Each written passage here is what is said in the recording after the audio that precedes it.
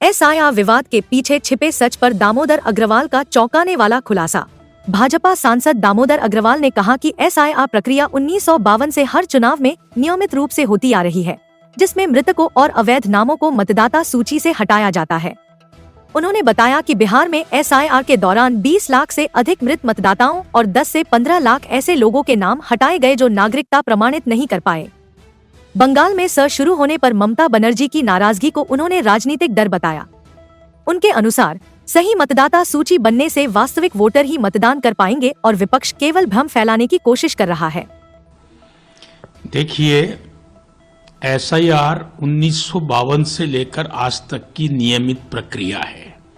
हर चुनाव में election commission मतदाता सूची को अपडेटेड करता है। उसमें जो नाम नहीं रहने चाहिए वो कटते हैं, जो नाम नए आए वो जुड़ते हैं।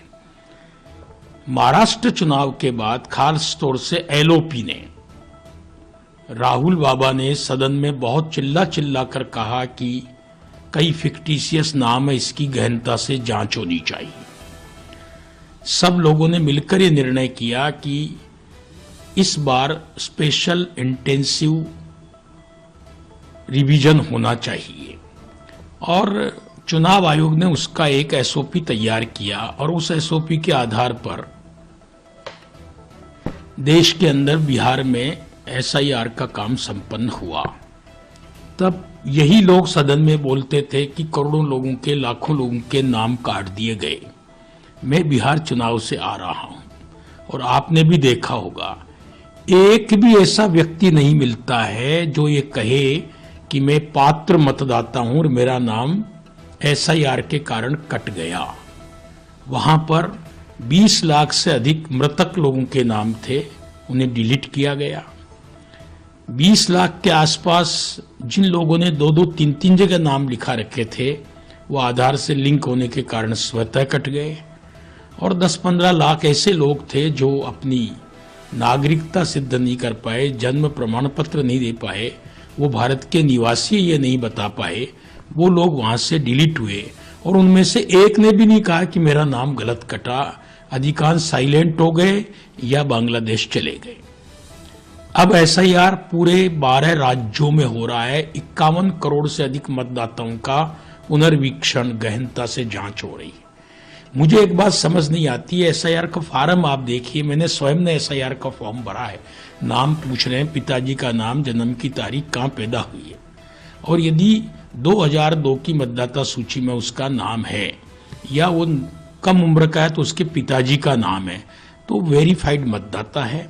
और यदि 2002 के बाद का है तो वो अपना जन्म प्रमाण पत्र भारत में पैदा हुआ उसका दे दे, या अपने बाप दादाओं का नाम उसमें है तो उसका नाम जुड़ रहा है। दामोदर जी, जब इतना सिंपल है तो ममता बनर्जी क्यों कर रही है? It's very simple, but INDI alliance के लोगों ने बांग्लादेशी, रोहिंग्या, विदेशी और वर्ग विशेष को प्रश्रय देकर चुनाव जीतने का जो षड्यंत्र अब तक किया हुआ था वो टूट रहा है।